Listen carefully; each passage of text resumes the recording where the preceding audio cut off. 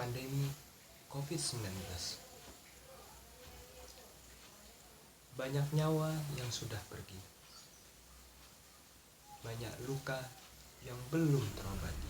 Beginilah suasana pelepasan Dr. Sriyono yang dinyatakan meninggal dunia pada Rabu malam di Rumah Sakit Ganujoso Jatiwibowo Balikpapan. Ini akan berhenti.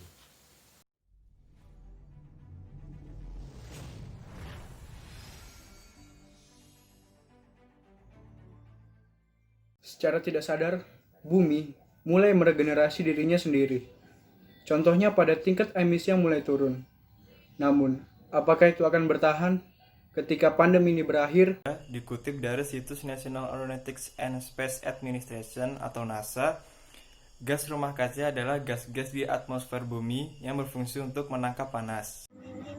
Atmosfer bumi terdiri dari sekitar 78% nitrogen, 21% oksigen, dan 1% gas lainnya, di mana sebagian gas-gas dalam 1% itu termasuk gas rumah kaca.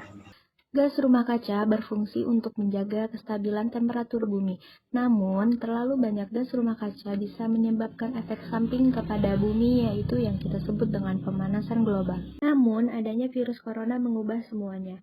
Diberlakukannya lockdown secara masif di seluruh penjuru dunia membuat emisi karbon menurun. Dan juga klorofil di laut bisa menyerap emisi karbon yang sangat besar namun tidak bisa menyimpannya seperti mangrove dan lamun.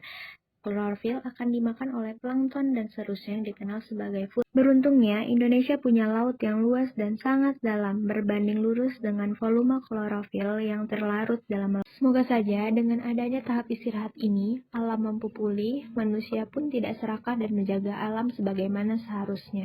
Beberapa aktivitas manusia yang menghasilkan gas rumah kaca berlebihan, di antara pembakaran bahan bakar fosil, peternakan, limbah, dan polusi. Dengan adanya COVID-19 ini, bumi mulai membenahi diri, mulai dari berkurangnya emisi gas rumah kaca, menurunnya panas bumi, serta berkurangnya polusi di udara, merupakan salah satu contoh dari kegiatan work from home. Perubahan iklim merupakan persoalan yang nyata dan berpengaruh terhadap bumi. Bumi adalah rumah kita. Walaupun kita adalah masalahnya, kita pun bisa menjadi solusinya. Oleh sebab itu, peran kami sebagai mahasiswa adalah berupaya berinovasi, mengembangkan energi alternatif yang ramah lingkungan, serta mengedukasi masyarakat tentang kepedulian terhadap lingkungan. Mulailah dari diri kita sendiri, rangkul semua generasi, ajak kerabat dan kawan-kawan, jadikan diri kita sebagai perilaku yang ramah lingkungan. Mari kita jaga bumi ini dari pemanasan global untuk masa depan anak cucu bangsa kita ke depan.